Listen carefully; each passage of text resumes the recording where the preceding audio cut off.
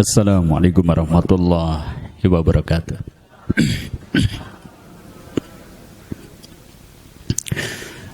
Alhamdulillah alladzi arsala rasulahu bil huda wa dinil haq liyudhhirahu ala dini kulli wa kafa billahi syahidan.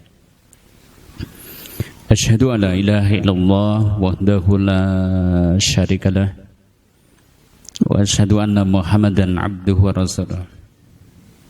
Allahumma salli wa sallim wa barik ala Muhammadin wa ala alihi wa ashabihi wa man tabi'ahum bi ihsanin ila yaumiddin. Amma ba'da. Fa ya ibadallah usikum wa iyaya bi taqwallah. Faqad qala Allah ta'ala ya ayyuhalladzina amanu taqullaha ittaqullaha haqqa tuqatih wa la tamutunna illa wa antum muslimun. Wa qala Rasulullah sallallahu alaihi wasallam al-muslimu akhul muslim la yadlimuhu wa la yuslimuhu.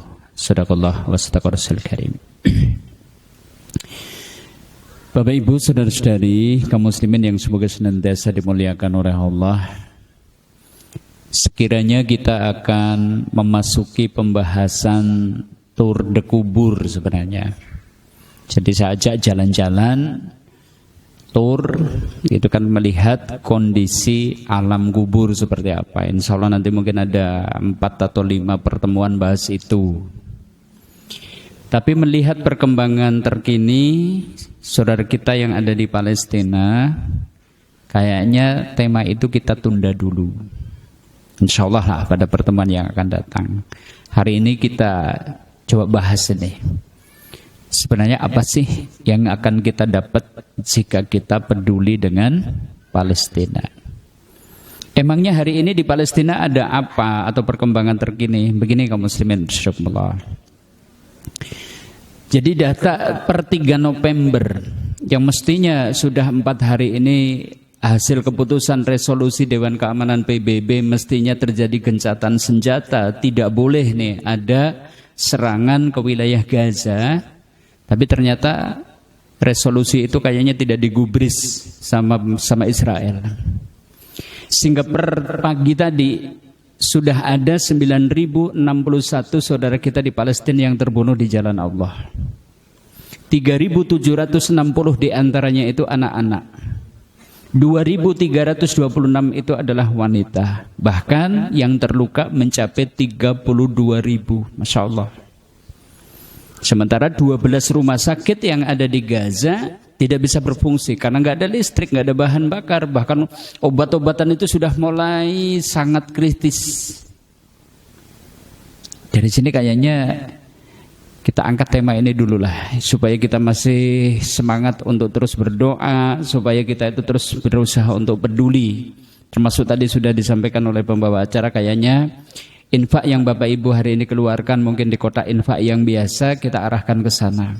Dan alhamdulillah sampai siang hari tadi, artinya dari majelis-majelis yang kita galang dana juga, Al-Qomar, khusus dari Al-Qomar, kayaknya sudah terkumpul 41 juta sekian, dan ada satu gelang senilai 3,5 kilogram. 3,5 ada cincin, ada fine gold dan seterusnya lah insyaallah. Alhamdulillah kami sampaikan dari situ syukron wa jazakumullah khairan kasir.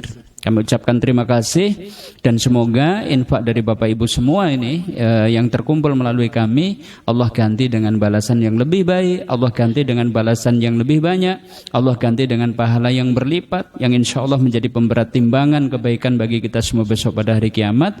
Termasuk juga kita berharap sekecil apapun kepedulian kita kelak jadi bukti bahwa kita sudah peduli dengan saudara kita.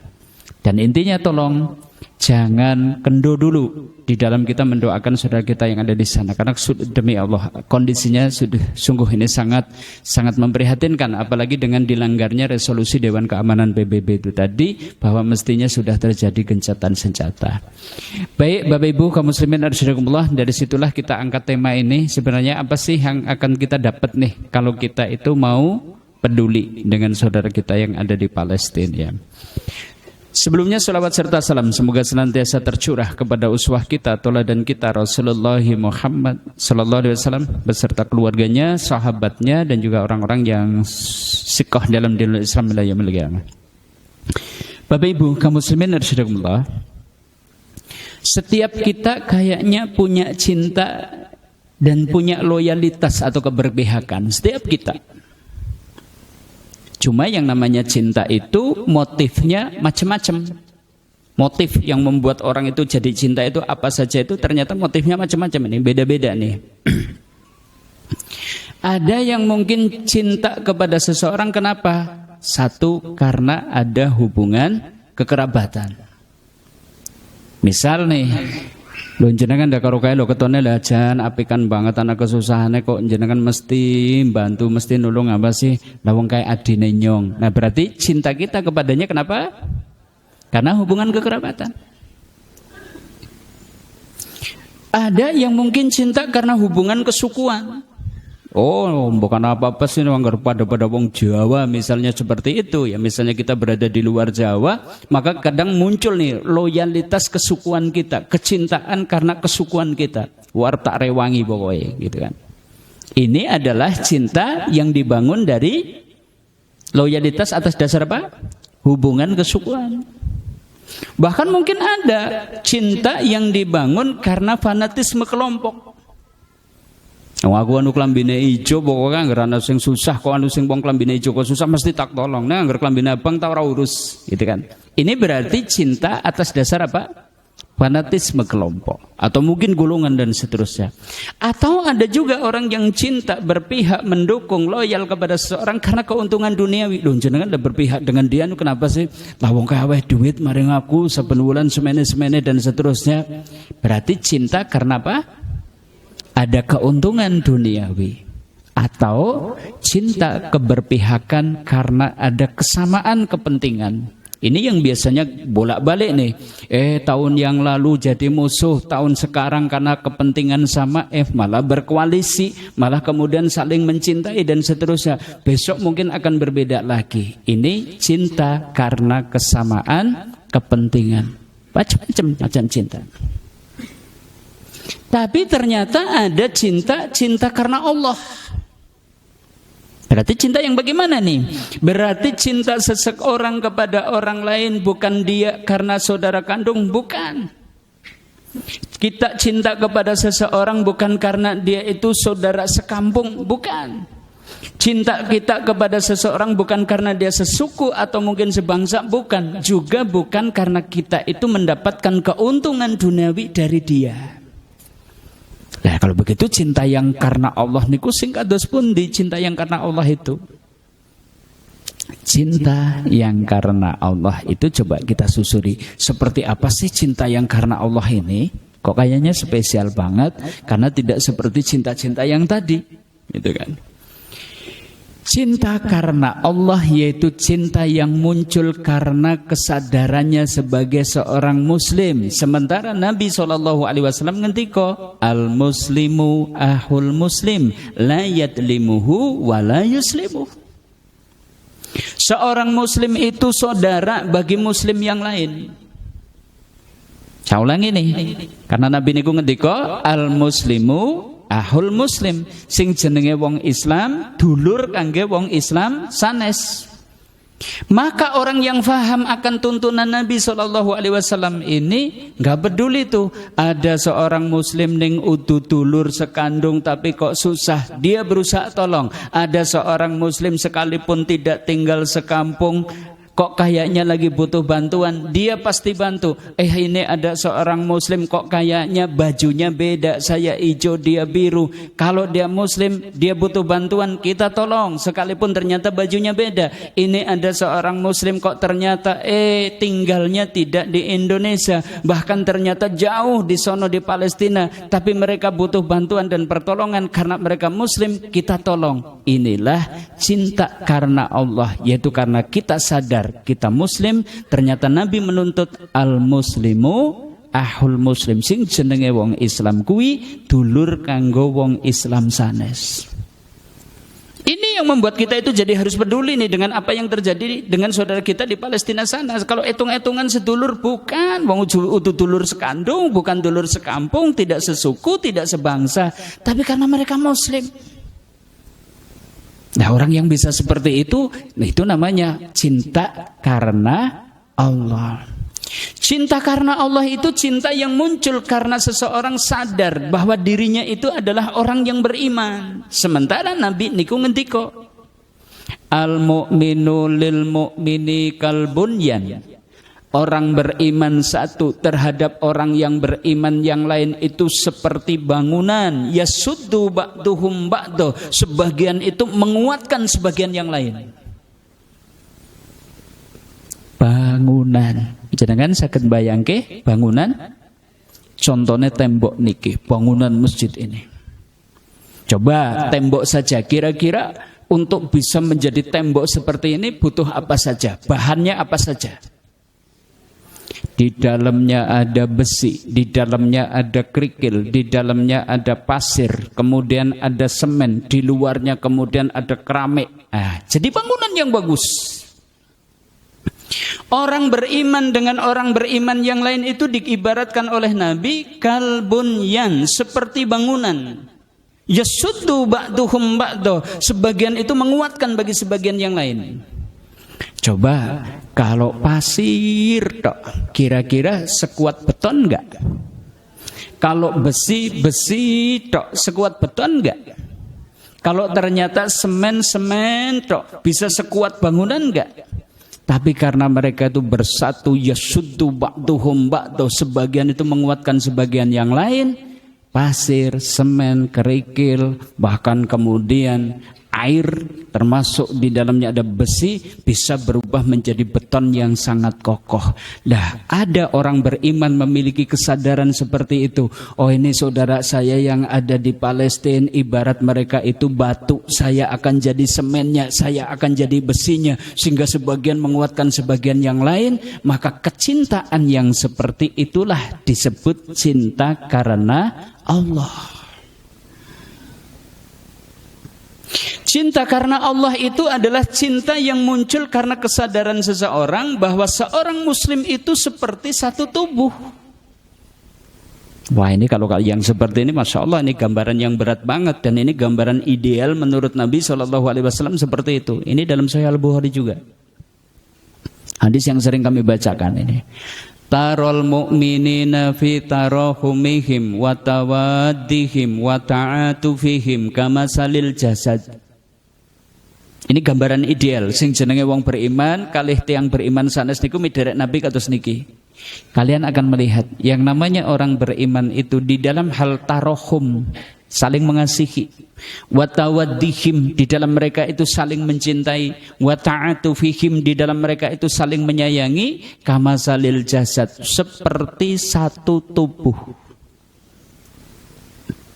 Idastaka udwan, ketika ada salah satu anggota tubuh yang sakit, tada'alahu sa'iru jasadihi, awak-awak melu kerasa sakit. Bisa hari walhuma, sehingga kemudian gak bisa tidur, sehingga kemudian dia itu demam. Padahal yang sebenarnya terluka satu anggota tubuh. Maka orang disebut cinta karena Allah terhadap muslim yang lain jika seperti itu. Dia ikut susah ketika saudara di Palestina susah, dia ikut sakit ketika saudara di Palestina itu sakit, dia ikut terasa lapar ketika saudara kita yang ada di Palestina itu terasa lapar, karena ibaratnya satu tubuh. Inilah cinta karena Allah. Nah, kita sudah sampai ke kadar seperti itu atau belum? Jangan-jangan saudara kita hari ini rumahnya hancur. Hampir 18.000 tempat tinggal itu sudah hancur sampai hari ini. 18.000 rumah. Bahkan 400-an keluarga itu habis. 400 keluarga itu habis. Maksudnya habis itu gimana? Bapak esedo, ibu esedo, anak-anak esedanten sedo. Coba bayangkan. Sehingga nggak tersisa sampai 400 keluarga dari 1 bulan penyerbuan atau serangan yang dilakukan oleh Israel terhadap saudara kita yang ada di Gaza. Masya Allah. Nah, Nah, kita coba buktikan nih bahwa apa yang dikabarkan oleh Nabi idealnya yang namanya orang beriman seperti itu. Dalam hal tarohum, dalam hal saling mencintai, dalam hal saling mengasihi. Kuwi kujune kaya awak siji lha kula panjenengan kok saged kados niku, berarti kita sudah masuk kategori orang yang mencintai orang lain karena Allah. Cinta karena Allah adalah cinta yang muncul sebagai tanda kesempurnaan iman. Karena Nabi ngendika kados niku, la yu'minu ahadukum hatta yuhibba li ahihi ma yuhibbu li nafsihi. Tidak beriman salah seorang di antara kalian. Tidak beriman di sini maksudnya tidak sempurna keimanan seseorang sampai dia itu mencintai saudaranya sebagaimana dia mencintai dirinya sendiri. Kalau hari ini kita itu sedih, luka, bahkan kita itu mungkin hancur hatinya ketika kita itu kehilangan anak, mestinya kita pun sama, tidak ingin saudara kita di Palestina kemudian hatinya hancur karena kehilangan anak-anak mereka. Kalau hari ini kita tidak ingin rumah kita itu hancur, mestinya kita juga sama, tidak menginginkan saudara kita yang ada di Palestina rumahnya itu hancur. Kalau kita di sini kepengen kemudian hidup enak, mestinya kita pun sama menginginkan saudara yang ada di Palestina juga hidupnya enak. Orang yang bisa seperti itu baru sempurna imannya. Dan inilah pertanda bahwa orang itu cinta karena Allah kepada saudaranya. Dan hari ini kayaknya coba untuk senantiasa dipreteli bahwa kasus Palestina itu nggak ada kaitannya dengan agama. Ini problematika Palestina itu tidak ada kaitannya dengan kita yang ada di Indonesia. Wah, kayaknya narasi-narasi ke sana coba untuk senantiasa dimunculkan supaya kita nggak peduli dengan mereka. Nah, dari situ Bapak Ibu kaum muslimin arsyadakumullah. Cinta yang kayak tadi itu memiliki nilai lebih di hadapan Allah. Saged dipahami? Dados nek kula panjenengan tresna kalih tiyang sanes gara-gara podo-podo Islame, itu namanya cinta karena Allah, punya nilai lebih di sisi Allah. Dan jenengan cinta kepada seseorang kok karena dia itu mukmin, saya juga mukmin, berarti mestinya saya itu yasuddu ba'duhum ba'du, menguatkan sebagaimana bangunan, ini akan jadi punya nilai lebih di hadapan Allah. Jika kita mencintai seseorang karena ternyata dia itu adalah tadi ibarat bagian tubuh kita, karena menurut Nabi muslim dengan muslim lain itu seperti awak siji, maka ini akan menjadi nilai lebih kita di hadapan Allah Azza wa Jalla. Apa nilai lebihnya? Yuk kita bahas. Harapannya ayo kita semangat terus, kita peduli dengan saudara kita yang ada di Palestina ini. Orang yang bisa mencintai karena Allah, pemiliknya atau dia akan dijamin merasakan manisnya iman.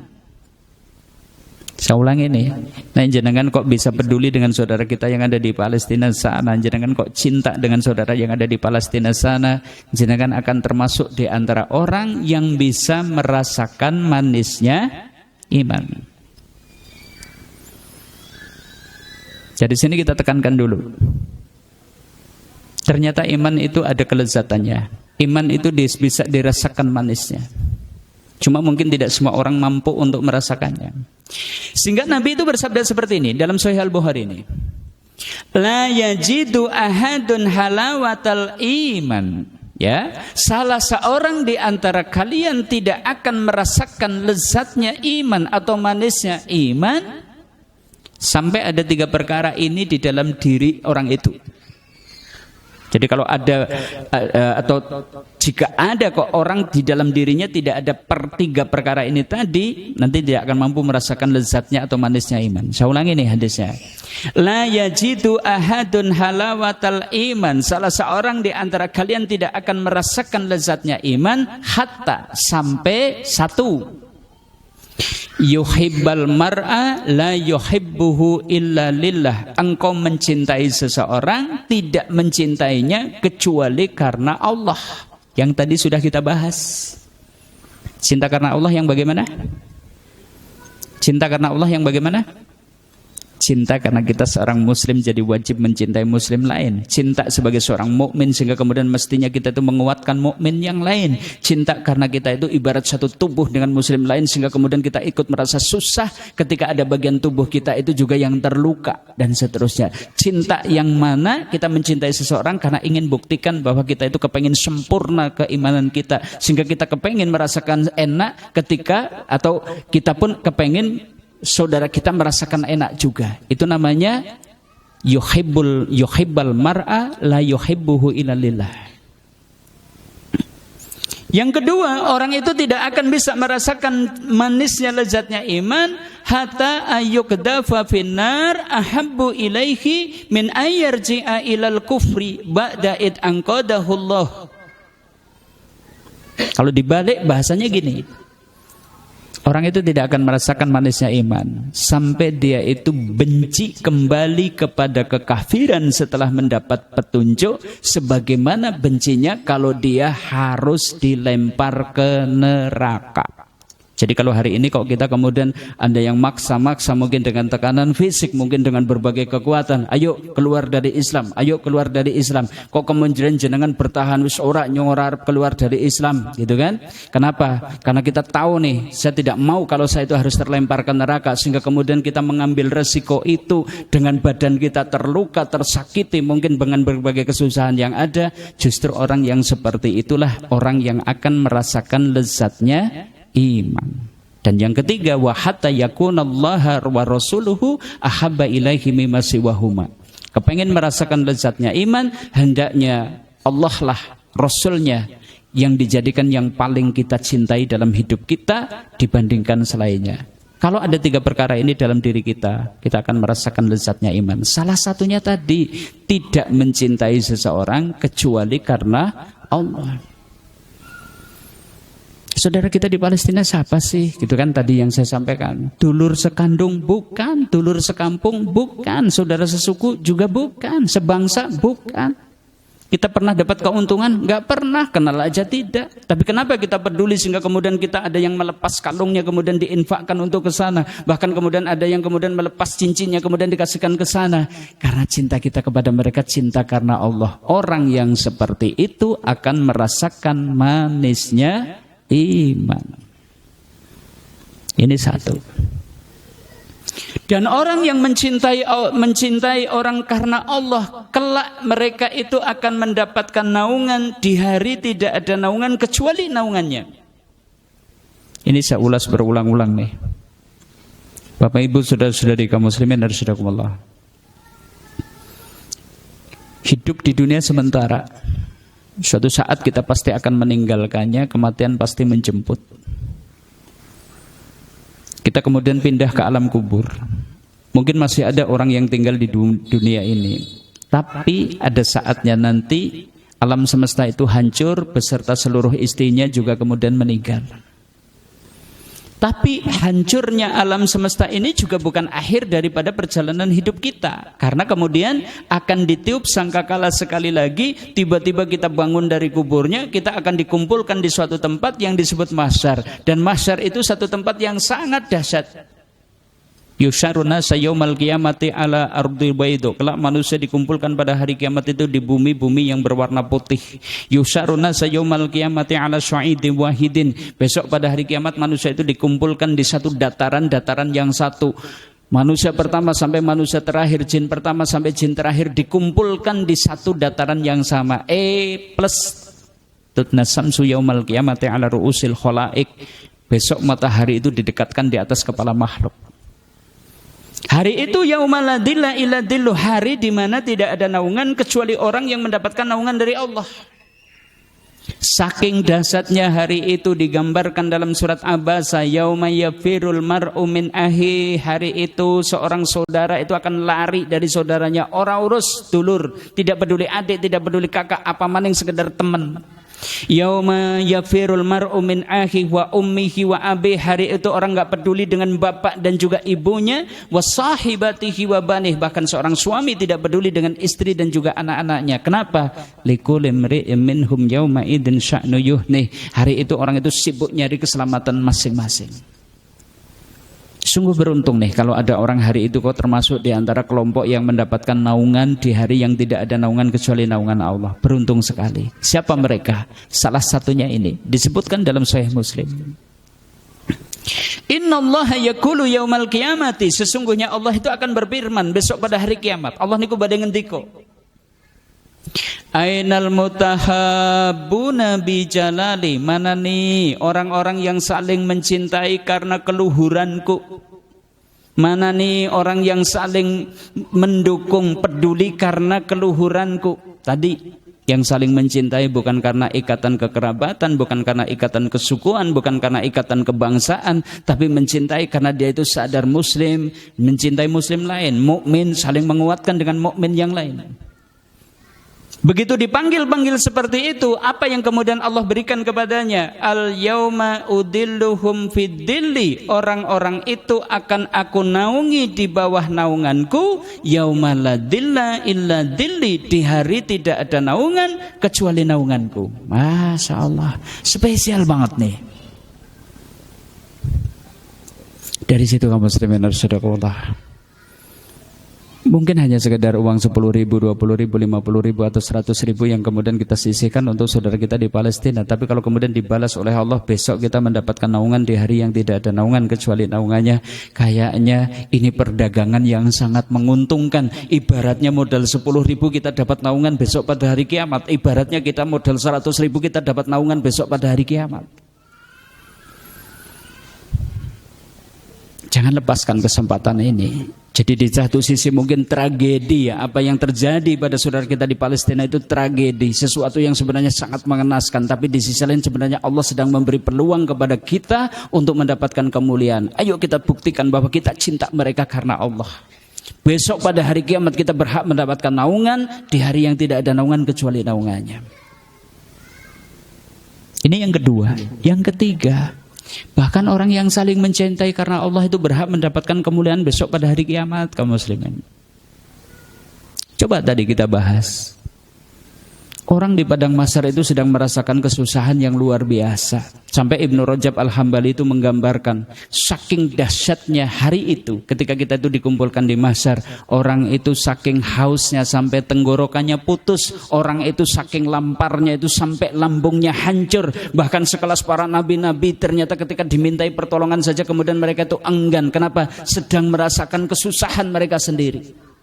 Masih ingat hadis tentang awal-awal syafaatul udma, manusia datang kepada Adam, Adam enggan menolong, manusia datang kepada Nabi Nuh, Nabi Nuh juga enggan memberikan pertolongan dan seterusnya. Ini ada orang yang diperlakukan spesial nih. Besok pada hari kiamat diperlakukan spesial. Siapa ini? Disebutkan dalam riwayat Tirmidzi. Hadis ini dihasankan oleh atau disahihkan oleh Syalbani ini. Qala Allahu azza wajal, Allah azza wajal itu besok akan berfirman pada hari kiamat ini. Al-mutahabuna fi jalali, orang-orang yang saling mencintai karena keluhuranku, lahum manabiru min nur, kelak mereka akan ditempatkan di atas mimbar-mimbar yang terbuat dari cahaya. Coba bayangkan. Yang lain sedang merasakan kepanikannya begitu dibangkitkan besok pada hari kiamat. Ini ada orang yang diperlakukan spesial, justru sama Allah diletakkan orang itu di atas mimbar-mimbar yang terbuat dari cahaya. Masya Allah. Yang menunjukkan kemuliaan, yang menunjukkan perlakuan spesial untuk mereka, sampai disebut yahbituhumun nabiyyuna wasyuhada, sampai para nabi dan para syuhada saja iri dengan kedudukan mereka. Siapa? Al-mutahabuna fi jalali, orang yang saling mencintai karenaku atau karena keluhuranku. Ya tadi kita nggak kenal tuh dengan saudara kita yang ada di Palestina, itu nggak kenal. Kita tahunya bahwa mereka itu adalah muslim. Mereka yang selama ini menjaga Masjid Al-Aqsa. Mereka yang selama ini kemudian mengorbankan dirinya. Bahkan mungkin tadi harus mungkin mengorbankan keluarganya. Yang penting bisa mempertahankan Masjid Al-Aqsa. Maka kita berikan loyalitas, keberpihakan, kecintaan kepadanya. Dan besok kita akan dibalas oleh Allah, ditempatkan di atas mimbar-mimbar yang terbuat dari cahaya, sehingga kemudian para nabi dan para syuhada saja sampai iri dengan orang yang semacam ini. Masya Allah. Dari situ sekali lagi kaum muslimin, momen-momen ini, bulan-bulan ini, hari-hari ini adalah saat dimana kita bisa meraih kemuliaan-kemuliaan semacam ini. Yuk kita buktikan nih kecintaan kita kepada seorang muslim itu karena Allah saja. Kita sama sekali nggak punya pengharapan lagi yang gersiki aku infak karo wong Palestina ngemben lambok aku pas lagi susah mereka kemudian membalasnya. Enggak, bukan itu nih. Bukan karena mengharapkan pembalasan, bukan. Karena terlalu jauh nih. Kalau kita mengharapkan pembalasan mereka itu terlalu jauh. Yang kita harapkan hanya balasan dari Allah Ta'ala saja. Termasuk yang keempat nih, Bapak Ibu kaum muslimin rahimakumullah. Cinta karena Allah akan melahirkan kemuliaan di surga. Inna ahlal jannati yatarawna ahlal hurafi min fawqihim. Sesungguhnya penghuni-penghuni surga itu bisa melihat ahlal huraf. Saya ulangi, ahlal huraf. Apa itu ahlal huraf?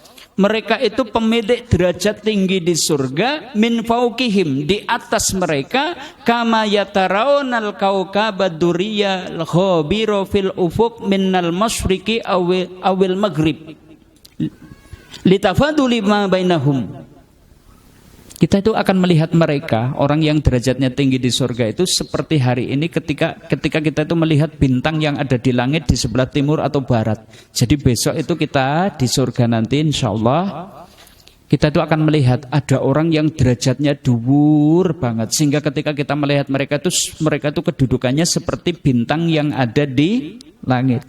Saking tingginya kedudukan mereka, saking mulianya derajat mereka. Ahlul huruf, penghuni derajat tinggi di surga. Ketika itu di antara sahabat ada yang bertanya, ya Rasulullah, tilkal manazilul anbiya'i la yabluhuha ghairuhum. Apakah itu kedudukan atau derajat para nabi yang mana tidak akan bisa dicapai kecuali mereka? Karena derajatnya tinggi banget nih, sehingga para sahabat itu mungkin tidak terlalu pede berharap bisa menduduki kedudukan itu. Sehingga mereka bertanya, ya Rasulullah niku napa kedudukannya derajatnya para nabi wong dhuwur banget. Maka dijawab oleh beliau, bala, iya. Ahlul huruf adalah tempatnya para nabi. Tapi Nabi ngendika, walladzi nafsi biyadih, demi zat yang jiwaku berada di tangannya, rijalun amanu billahi wa saddaqal mursalin, itu juga bisa dicapai oleh orang yang beriman kepada Allah dan membenarkan para rasul. Dalam riwayat yang lain beliau juga bersabda, itu bisa dicapai oleh orang-orang yang al-muttahabuna fillahi azza wajal, yang saling mencintai karena Allah azza wajal. Ternyata orang yang saling mencintai karena Allah akan berhak mendapatkan kedudukan sama, yaitu akan menempati huruf tadi, ahlul huruf. Masya Allah. Dari sini Bapak Ibu kaum muslimin arsyadakumullah, ambil kesempatannya. Kalau Allah Ta'ala menghendaki bangsa Palestina itu merdeka hari ini, kecil banget bagi Allah. Kalau Allah menghendaki kemudian Israel beserta bala tentaranya diluluh lantakkan hari ini, mudah bagi Allah. Tapi kenapa Allah belum melakukannya? Karena Allah masih memberikan kepada kita kesempatan untuk beramal dengan kepedulian, dengan cinta, sehingga kita pun mendapatkan kemuliaan yang sama. Coba bayangkan, masa cuma mereka tok yang kemudian mulia diangkat menjadi para syuhada, bisa mempertahankan Masjid Al-Aqsa, bisa senantiasa berada di dekat dengan Baitul Maqdis dan seterusnya. Kita kebagian apa kalau ternyata kita tidak kemudian peduli dan juga cinta kepada mereka? Maka sampai hari ini belum selesai konflik itu, kayaknya Allah memberi kesempatan kepada kita untuk beramal. Jangan sia-siakan. Cuma cinta bukan sekedar kata-kata. Jadi cinta kepada Allah, cinta kepada saudara kita yang ada di Palestina itu bukan hanya sekedar kata-kata. Orang yang betul-betul cinta pasti ikut susah ketika mereka susah. Orang yang betul-betul cinta itu pasti ingin membantu saat mereka butuh bantuan. Orang yang betul-betul cinta itu pasti kepengen menolong saat mereka itu butuh pertolongan. Bahkan mungkin orang yang betul-betul cinta itu akan muncul kesiapan untuk berkorban untuk menolong saudara kita yang ada di sana. Dari situ Bapak Ibu kaum muslimin arsyadakumullah, praktisnya. Apa sih yang harus kita lakukan hari ini? Gitu kan. Dulu sudah pernah kami sampaikan. Dengan apa kita buktikan cinta kita kepada saudara kita di Palestina? Andai bisa kita berangkat badan kita, jiwa raga kita. Kenapa? Karena di sana hari ini sangat butuh nih tenaga-tenaga kesehatan. Banyak tenaga medis yang justru jadi sasaran pengeboman oleh pihak Israel. Sengaja memang yang dibidik itu adalah dokter, yang dibidik itu adalah para perawat, yang dibidik itu adalah para medis. Karena memang tujuannya tadi, Gaza no medicine. Gaza kalau bisa tidak ada obat-obatan. Gaza kalau bisa no water, tidak ada air sehingga kemudian mereka kelaparan. Gaza kalau bisa no power, tidak ada listrik, tidak ada bahan bakar sehingga kemudian tidak bisa beroperasi rumah sakit yang ada. Tapi dulu sudah kami sampaikan, kalau badan kita ke sana, ya kayaknya nang kana kur dadi gawe tok. Bola-bali mriyang watuk-watuken malah jenengan sing di ngrepoti di sana. Ya sudah, kalau badan tidak bisa sampai ke sana, dan hari ini bahkan WNI juga pada dikeluarkan dari wilayah Gaza, karena hari ini Gaza ya sudah statusnya itu adalah medan tempur sudah. Penduduknya itu harus keluar. Termasuk dari WNI itu banyak yang kemudian dikeluarkan dari wilayah Gaza untuk dievakuasi. Ya sudah. Setidaknya kita mungkin bisa peduli kepada mereka dengan harta yang kita miliki. Sering kami sampaikan, dan ini bukan urusan jumlah, bukan. Lah wong kula niku palingan ukur 5.000, ukur 10.000 sing kepripun, tidak jadi masalah, karena yang sedang kita butuhkan, kita butuh bukti di hadapan Allah bahwa kita mencintai saudara kita di Palestina karena Allah itu tadi. Kita butuhnya bukti. Ayo kita buktikan. Kalau harta memang mentok-mentok sama sekali tidak bisa, yang dulu pernah kami sampaikan, jangan remehkan kekuatan doa. Karena doa begitu dahsyat. Sehingga hari-hari ini pun banyak keajaiban-keajaiban yang mungkin dirasakan oleh saudara kita yang ada di Palestina. Bisa jadi karena doa-doa yang dipanjatkan oleh Bapak Ibu semua. Sehingga hari-hari ini yang mungkin kendaraan-kendaraan atau alat-alat militer yang dianggap paling canggih ternyata mudah tuh dirontokkan oleh saudara kita yang ada di Palestina. Kenapa? Bisa jadi karena doa-doa kita. Sehingga kemudian teknologi yang mereka miliki dianggap teknologi yang paling canggih, yang tidak mungkin bisa dibobol oleh manusia di dunia. Ternyata hari ini saudara kita di Palestina bisa membobolnya. Bisa jadi karena doa-doa kita. Bahkan termasuk mereka itu bisa bertahan, bisa sabar, bisa tegar di tengah penderitaan yang sangat. Bisa juga itu adalah gara-gara doa-doa yang Bapak Ibu panjatkan. Tolong jangan kendor doanya. Siap? Kita masih butuh 1 miliar doa yang bisa menggetarkan pintu langit untuk saudara kita yang ada di Palestina. Atau yang keempat nih, bisa kita lakukan nih, kali ini tambahan. Yuk kita boikot produk-produk Israel yang mungkin sampai di kampung kita atau mungkin di dekat kita, dan kalau bisa kita nggak pakai produk itu. Ini upaya. Apakah ini bisa berdampak? Insya Allah. Coba nih, ada sesuatu yang membesarkan hati kita. Sekalipun mungkin korban saudara kita yang ada di Palestina setiap hari mungkin bertambah dalam jumlah, rata-rata mungkin sehari itu tambah 300 orang yang terbunuh atau meninggal atau syahid.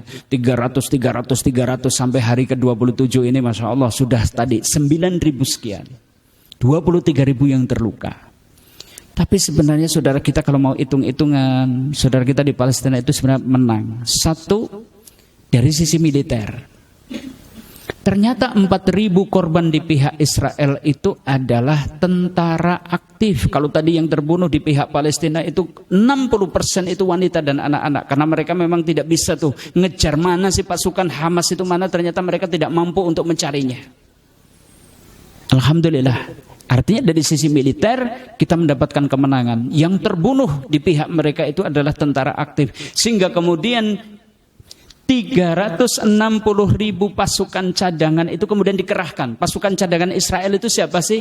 Orang yang dulu itu mungkin pernah dinas militer dalam wajib militer 2 tahun, kemudian jadi guru, ada yang jadi driver, ada yang mungkin jadi ojek online, mungkin ada yang bekerja ini di pabrik itu dan seterusnya. Hari ini dihentikan, mereka dipersenjatai untuk melawan saudara kita yang ada di Palestina. Artinya apa? Artinya ada 350.000 sektor ekonomi yang mungkin mandek gara-gara itu. Coba bayangkan, mandek itu. Sehingga ekonomi tidak bisa berjalan. Yang mungkin hari ini kalau data laporan yang kami baca itu 1 bulan pertempuran yang terjadi di Gaza, pendapatan domestik bruto Israel turun 11%. Masya Allah, kalau ini terus terjadi, kita berharap kemudian Israel itu akan mendapatkan kebangkrutan secara ekonomi. Dan ternyata untuk melakukan serangan terhadap Gaza, anggaran yang dikeluarkan oleh Israel itu 3,9 triliun setiap harinya. Satu hari mereka harus mengeluarkan duit 3,9 triliun kali 30. Coba hitung sendiri. Itu cukup mungkin untuk anggaran membuat IKN gitu ya. Ibu kota Nusantara itu mungkin bisa untuk membangun mungkin 2 IKN dan seterusnya. 1 bulan. Artinya sebenarnya menang. Belum lagi secara politis. Masya Allah. Hari ini Uni Eropa, orang-orang Amerika, sekalipun pemerintahan mereka itu adalah pro-Israel, tapi banyak rakyat mereka itu kemudian melek matanya, terbuka hatinya. Oh ternyata selama ini 75 tahun Israel itu adalah penjahat perang. Oh ternyata bangsa Palestina selama ini ditekan dan ditindas. Mereka terbuka sehingga kemudian membela saudara kita di Palestina. Secara politis sebenarnya menang. Apalagi kita mau menambah, yuk boikot produk mereka. Boikot itu bukan berarti mengharamkan, bukan. Jangan keliru, bukan berarti produk-produk mereka itu haram untuk dimakan, bukan. Kita bertransaksi dengan mereka, apakah boleh? Sebenarnya juga boleh. Coba dalam kondisi tertentu di mana ternyata ini ada perusahaan-perusahaan yang disinyalir keuntungan, sebagian keuntungan mereka ternyata digunakan untuk membantu Israel dalam rangka melawan saudara kita di Palestina. Iman menuntut kita tidak pakai produk itu. Saya ulangi nih, bukan masalah halal atau haram, ini halal atau haram, bukan. Produknya mungkin halal, tapi tadi iman menuntut kita untuk tidak pakai produk itu. Kenapa? Karena ternyata produk ini adalah milik perusahaan Israel yang sebagian keuntungannya itu ternyata akan digunakan untuk membantu tentara Israel dalam rangka memerangi saudara kita yang ada di Palestina. Dari situ ayo coba kita boikot produk mereka. Apa saja di antaranya ini? Banyak kan? Nah, yang ada di tempat kita mana? Ini mungkin sikat gigi, pasta gigi. Nggak usah pakai ini. Atau ini nih, yang paling banyak ini nih. Produk. Ya, coba nanti kalau beli produk nggak usah yang ada tanda sepertinya, ganti produk lain. Ada substitusinya, penggantinya ada? Ada banyak, nggak usah pusing loh, orang nggak produknya kalau tah mati Ustadz gitu kan. Boten, masih ada produk substitusi, penggantinya itu masih banyak. Kalau yang lain sih kayaknya kelas kita ini kita nggak sampai lah ini kan. Nah, mungkin ini ada Revlon termasuk ini. Lah dan iki sih makanya badhe ngombe coklat sih kali nopo lah coklat gaweane wong desa anak gitu kan dan seterusnya bisa jadi ganti. Nih, jangan tonton mungkin film-film produk dari ini karena ini juga milik mereka. Termasuk ini. Ini belanja nggak usah di sini. Lihat, ini juga media yang ternyata menjadi milik mereka. Termasuk ini, loh ini Ustadz yang laptopnya merek ini dan seterusnya. Ya tadi kami sampaikan, wong wis baca atau Arab dibuang kan lebihan itu.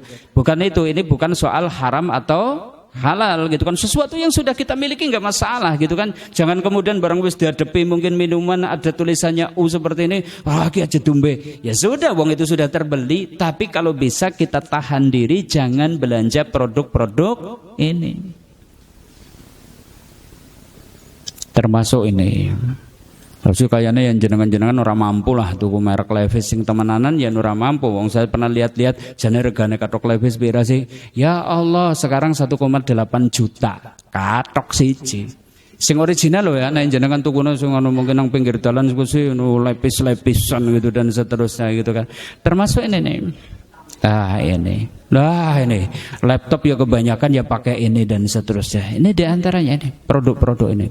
Chevrolet ya jenengan paling nunggange be angkot ora masalah gitu. Chevrolet ora penting gitu, kita harus meninggalkan. Itu diantaranya. Produk yang lain ini, yang deket-deket nih. Nah, kenapa? Karena ini semua produk dari U tadi, berlogo U kan. Nih, ganti. Lah napa enten pasta gigi yang bukan ini? Ada enggak? Banyak, nggak usah pusing, termasuk ini. Ya, nih diantaranya, nih, ini sebagian keuntungan larinya ke sana. Ada lagi, ada ini nih, Nokia, permen apa lagi? Polo, ganti Davos. Dan iki, kayaknya model-model jenengan ya ora tau tuku sing kayaknya McDonald kayak gini ya ora tau lah. Paling ya burger pinggir dalan gitu kan. Nih Hages termasuk ini ya, mungkin ada yang kenal lah produk-produk ini, semoga. Ini juga kayaknya di Banjar nggak ada, alhamdulillah. Ini juga burger di Banjar juga nggak ada. Paling ini nih produk-produk ini ya, termasuk ini dengan cabang-cabangnya. Ini dekat-dekat dengan kita. Garnier ini juga, Ralph Lauren kaos ya, dan seterusnya. Nih, nah ini apa? Ibu-ibu lah yang tahu ini ya, ya. Dan seterusnya ini produk-produk juga arahnya ke sana. Termasuk minuman, ini. Ini yang dekat nih. Ini yang dekat nih. Ini ya. Laus wedang jahe bae, ganti wedang jahe. Barang kepengen sing seger-seger ya es kuwut gitu kan. Wis ora usah neko-neko, es kuwut wala dewegan ijo, alah wis kena malah sehate gitu kan. Ini sudah, karena ini produk-produk yang arahnya ke sana. Termasuk ini. Nah, ini. Ini ya, produk dengan ini. Ini produk perbankan dan seterusnya. Ini. Ya. Ini mobil ya. Ini juga mungkin ada ibu-ibu yang pakai. Ini apa ini? Sudah, nggak usah KFC-an. Pakainya Kerandegan Fried Chicken. Sama-sama KFC, tapi K-nya Kerandegan gitu aja. Jadi modal-modal lokal. Ini ada di sini ada. Sudah ganti nganggo keripik gaweane Mbah Lapis kayak kon gawe keripik tela gitu kan, seperti itu gitu. Usah itu semua. Ini di antaranya. Jadi bisa kita upayakan. Apakah ini berpengaruh berapa persen sih? Mungkin 0,0 sekian persen lah. Tapi setidaknya ini bisa jadi hujah di hadapan Allah. Kita itu peduli dengan saudara kita di Palestina. Kalau mau hitung-hitungan mungkin lah ini kadarnya kecil banget gitu kan, dari persentase keuntungan yang kemudian diarahkan ke sana dan kemudian yang kemudian kita tidak beli kecil. Tapi bukan masalah kecil atau besarnya, tapi kita ingin tunjukkan kepada Allah bahwa kita itu sudah peduli. Termasuk tadi ya, infak sedekah kita juga seperti itulah. Kalau dihitung-hitung kalah banget tuh karo Arab yang tadi baru kita dapat share-sharean. Arab itu galang dana 24 jam dapat hasil 450 miliar. Sedina tok oleh 450 miliar sehari, 0,5 triliun. Tapi kalau kemudian negaranya kemudian hari ini berpesta pora dengan mengadakan konser musik internasional besar-besaran, saya kok khawatirnya sebenarnya ini nggak berempati. Aweh duit, tapi tidak ada hati yang kemudian ikut terasa sedih, tidak ikut terasa terluka dan seterusnya. Kita mungkin kecil, tapi mungkin ini karena betul-betul ini mungkin dari kemampuan kita kepengen tunjukkan bahwa kita itu cinta kepada mereka. Kita berharap kita dapat poin-poin tadi. Besok dinaungi di padang mahsyar, besok kita dikasih mimbar-mimbar terbuat dari cahaya, bahkan kita kelak akan ditinggikan derajatnya di surga karena kepedulian kita dengan saudara kita yang ada di Palestina. Jika kita bantu mereka, pasti Allah akan bantu urusan kita. Karena janji Allah gitu. Wa man kana fi hajati ahihi kana Allahu fi hajatihi. Siapa yang membantu kebutuhan saudaranya, Allah akan membantu kebutuhan-kebutuhannya.